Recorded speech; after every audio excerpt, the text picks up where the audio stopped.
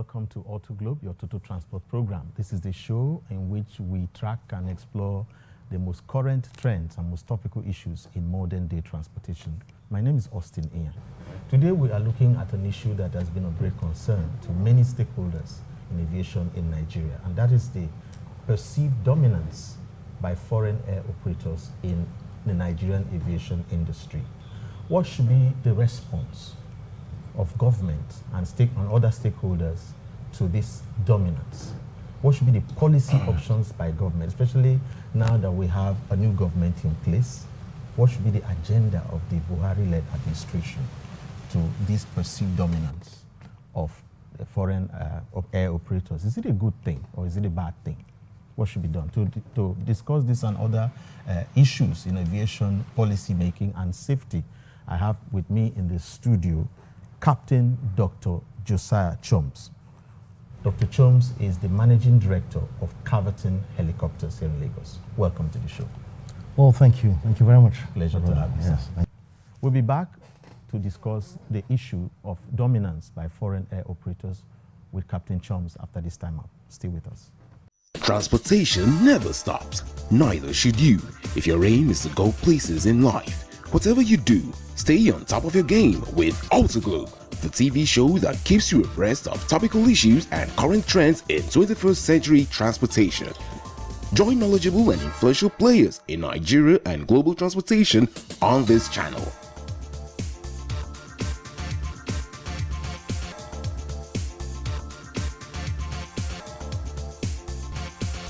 Auto Globe Total Transport Program. A step ahead. Welcome back. It's Auto Globe Total Transport Program, and I have with me in the studio Captain Dr. Josiah Choms, the Managing Director of Capt Helicopters. Captain, let me start by asking, you are one of the stakeholders, of course, yes. A local operator in Nigeria, and your organization says that one of the problems confronting the industry is the dominance by the foreign operators in the aviation industry. In what way is this dominance playing out? How are they actually dominating our air industry? Well, first of all, I'd like to thank you for having me on the program and for this opportunity to come and be able to discuss what really should be an important subject for all of Nigeria, which is aviation, and the possibilities that it can mean for us as a nation. Mr. President just came back from the G7 meeting, and after that he just came back again from the meeting in America with the president. And so when we talk about foreign participation in aviation is a international language. Exactly. And if the president can be meeting with international partners, it must mean that there is room, plenty of room, for all operators to be able to participate in all spheres of the economy, including aviation. Yeah. But what has happened is that in Nigeria, we haven't taken full advantage of the possibilities that exist for us. And my job this morning is to help help identify and delineate areas in which that dominance has become a source of concern for many people. Well, the first one is, let's look at the number of passenger seats on international travel. If we go by the latest statistics, it's about 2.5 million seats on international travel. Now, the 26, 27 airlines, foreign airlines that operate in Nigeria, take about 2.3 million of those seats. That represents about 92 to 94% of that market. Okay? So that's one area. The number of international flights that we do out of Nigeria is between 11,300 annually, and the 26, 27 airlines that are foreign do about 10,500 of those flights. And so the local airlines are left about 800. Exactly. Okay, so that again is about 92%. Then you come to the issue of the bilateral relationships that we have. Exactly. We have about 78 of those in between Nigeria and other countries. Out of that 78, we are actually only utilizing 21. Okay?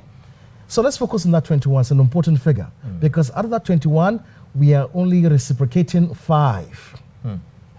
So you can see the dominance already. Yes, yes. That they are coming in, taking our passengers and going out, and we are not reciprocating. Only in 5 instances are we doing that. That's another area of dominance. In the oil and gas sector, the sector in which I currently operate as a managing director of Capt Helicopters, for more than 40 years, the only provider, the key it was almost as if it was a preserve of international oil helicopter companies, the Bristols of the world, the Canadian helicopters of the world. Yes. And so for more than 40 years, they dominated that market till about 10 years ago when we came with Capt Helicopters and are beginning to lay claim to our share of that market space. So that's another area. If you look at the number of foreign private aircraft, our charter airplanes that we have in the country, more than 80% of them are foreign registered or operated and owned or managed by foreign registered companies.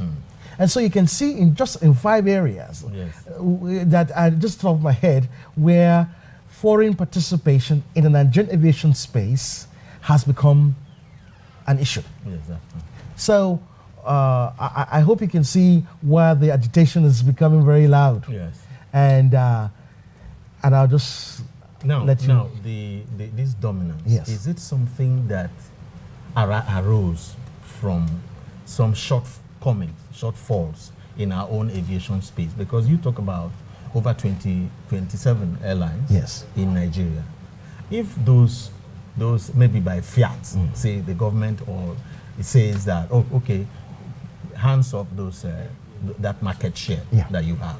Do we have enough within Nigeria to take up that market, to make up for the gap? You raise a very important question, because there is clearly a dominance of foreign operations in Nigerian aviation space. It's not necessarily their fault. In fact, why not? If you have the space to go and take over a place and there's a lot of money to be made there and you can do it legitimately, why not? And so they have their role to play, and you can't fault them for taking full advantage of what we haven't done for ourselves. And that is where 2 issues come in. There is the role of the government in this, and there's the role of the industry in this. Aviation is an international language. The standard is clear. There is no room for cutting corners. In the oil and gas sector where I play today, we cannot compete with the Bristols of the world and the cities of the world if we have not met the standards required. So there are audits that we have to go through.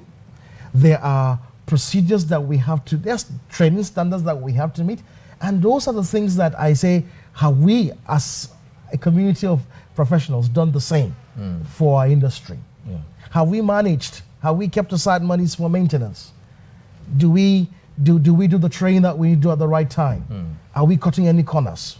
Do we have a reputation for safety that allows the industry to grow? At the same time, the government has a role to play, and I would want to deal with that on its own, because there is a lot that, especially now we have a new government, there is a lot that the government can do to open the space and encourage or empower local participation while allowing international players to continue to play. Because that's very important. Some people call for protectionism. That is, make sure our interest is paramount. Because the aviation, the dominance that we talked about, is impacting negatively on the aviation industry's ability to be a major revenue earner for the Nigerian economy. So some stakeholders say protectionism. We must make sure that the interest of local airlines is first protected, because this dominance is impacting heavily on even the growth of local operators. Do you agree with that? Do you want a protectionist environment?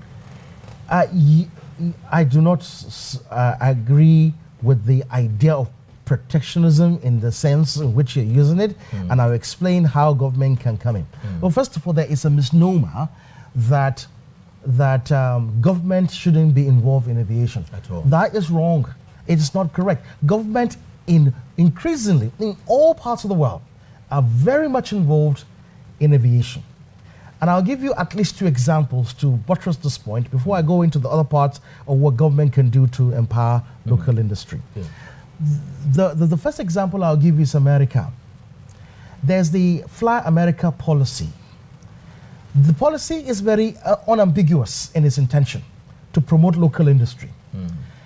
No one who enjoys the advantages of air transportation paid for by the American government, except in very few exceptions and cases, must fly an American airline.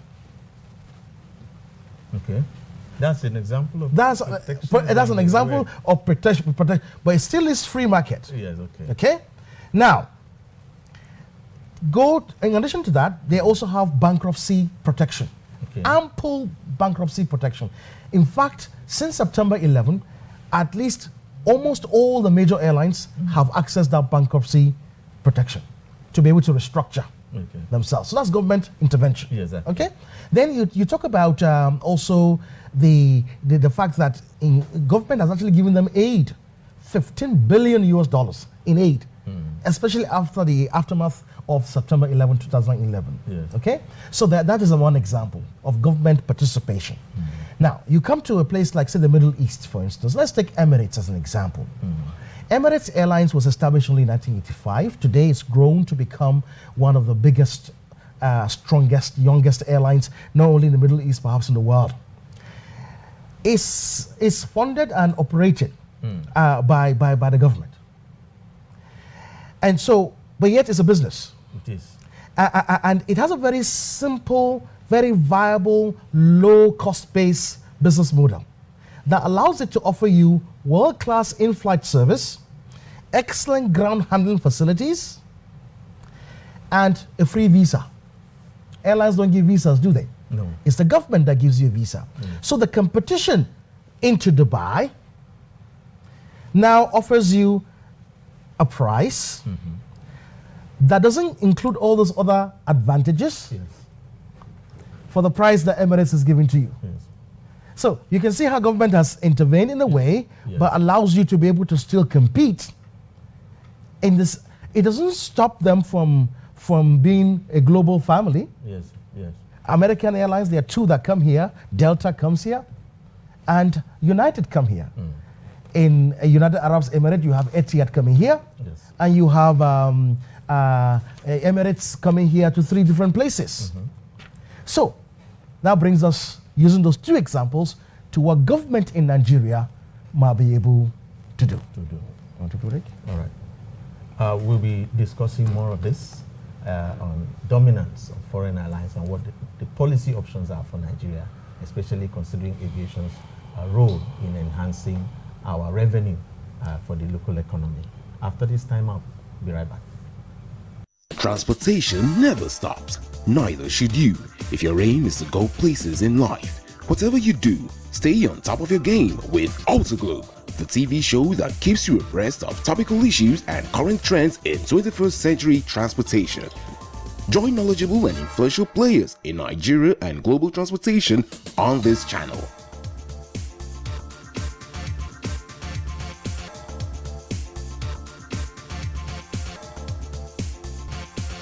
Autoglobe Total Transport Program. A step ahead. Welcome back. It's Autoglobe, your total transport program. The topic is still dominance of foreign airlines, policy options for the Nigerian aviation industry. And I'm still with Captain Dr. Josiah Choms, Managing Director of Capt Helicopters. Captain, just before the break, we were talking about what government can do. Is there a middle ground between liberalizing our aviation industry, allowing foreign airlines to operate according to a particular framework, a policy framework by government, and also protecting our local operators? What can government do? Well, that is a very good question. And I will tell you what, government has a big role to play in how this industry moves going forward. Number one, we will need to review the 78 bilateral agreements that we have. If you look at the reason with the ARIC example not being able to go into the UK, for example, when we have Virgin Atlantic and British Airways coming into this country on a daily basis, tells you that maybe there's a need to look at that policy and all those contracts and agreements again. Now, when you don't reciprocate the option to be able to go into a country like British Airways comes here, we should be able to go to back. Okay, good. We don't do that. We have only 5. They know that in the contract and the agreement that there should be a provision that allows us to be able to get royalty. Now, it doesn't help us when we now go and cancel that royalty because we're losing revenue in doing that. That royalty, if the government doesn't know what to do with it, not give it to the airlines that are already making so much money from our inability to provide that service, they should invest it in providing infrastructure for us in local industry, in working on the refineries so that our fuel for aviation is cheaper and so other countries can actually begin to come and refuel here. We become a fuel stop for many countries. Even for airlines that are moving from here to other African countries. They can come and do that. So that is one area in which. But secondly, so you have to cancel that policy that removed the royalties that was due to us. We're talking about $1 billion a year. Wow, that's a lot of money. Okay, then you now come to the issue of multiple designations, because that's a big issue. Because now you have 2 people not competing on equal ground. You have the international foreign companies that come in, who get financing for their operations for maybe 0% even in some cases, to 1 to 2%, and Nigerian aviation companies that are getting financing in double digits. So it's already difficult to operate. Then you now make it worse for them by offering this already advantaged airlines with multiple designations into your country. So they go to 3 or 4 or 5 airports in Nigeria. You go to Lagos, you go to Port Harcourt, you go to Abuja, and you go to Kano. You even go to Enugu now. And so what was available for the local local airlines to carry has now been taken away because you cannot fly direct to your village, basically. And so what government can do to say, listen, because of our local industry, we are going to limit you to these 2 airports only, Lagos, Abuja, or something like that, and leave it at that. If you want to move your people, you can still do that because we want you to be in conjunction with local airlines. Because right now what's happening is the foreign companies are coming in and just taking and not giving anything back. I want the foreign airlines to operate in Nigeria. We are not an isolated country. That's why I started by talking about Mr. President going to America, going to G7. Exactly. Because we cannot live in isolation. We're a leader in Africa. So we want people to come and do business here, but do business in a way that adds value to our economy as well. And so there are things that government can say, listen, we have to look at this agreement again and say, if you want to come here, no problem. I want you to work with this airline, or you go and find out the airline you want. Choose the one you want to work in Nigeria. Help to raise their standards and bring, if the issue is standards and safety, tell them what they need to do if they want to partner with you. It's not that the AGOA, US President's AGOA initiative. Not everybody's accessing that, even though it's available. You have to meet certain standards. If you meet those standards, you access AGOA. Same way, you want to work in Nigeria, we want you to help raise our standards of our local operators. And the local operators that do well will benefit. And so there becomes a healthy competition even among the local operators. Standards are raised all across and safety enhanced in our airspace. Because the truth of the matter is, revenue is going away daily. From when 96% of all the international seats are taken by foreigners. Now, in addition to being the MD of Capt, you're also on the board of Heli Offshore, which is a global body promoting safety, aviation safety. Yes. In fact, you are the only Nigerian on that board.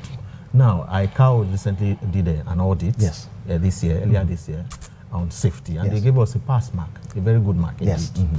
Do you agree with the assessment of ICAO? What more can be done, especially from the point of view of your organization, briefly? Thank you. Safety is key to aviation. I mean, without safety, we might just well go home. Yes. But you want to be able to travel knowing that you don't ask, am I going to get there? You just tell your driver, my driver, meet me up at 10 o'clock. I'll be landing on Arik or whatever airline, you know. And so that's how it should be. It should be a given. And so there's been quite a bit of improvement and exposure and awareness training on what needs to be done to improve safety. You know. But there's still a lot of work to be done. Safety is not a destination, it's a process. We continue to improve on our procedures on a daily basis. Exactly. That's what I do in my organization, and that's what I hope the industry is doing at a larger scale. And so the truth of the matter is, we must keep encouraging our partners not to cut corners. Yes. They, take advice seriously. Equipments that need to be in place, no compromise on those. Exactly. Maintenance schedules, the regulator being the regulator. The service providers like NAMA and the airport doing exactly what they need to do. All right. Well, as I always say on this show, it's always an ongoing conversation. Yes. Thank you so much. Thank you very much, Rob. Well said, Good, and I hope you'll be back again. I look forward to the next visit. Thank you so much. I've been talking to Captain Dr. Josiah Choms, Managing Director of Capt, on the issue of foreign dominance by foreign air operators in the Nigerian industry and what are the policy options for Nigeria. Thanks for watching, and I hope you will contact us online on our social media platforms. That's it on the show today. On behalf of the Auto Globe crew, this is Austin Ian, wishing you a wonderful week ahead. God bless you, and bye-bye. Transportation never stops. Neither should you. If your aim is to go places in life, whatever you do, stay on top of your game with Autoglobe, the TV show that keeps you abreast of topical issues and current trends in 21st century transportation. Join knowledgeable and influential players in Nigeria and global transportation on this channel.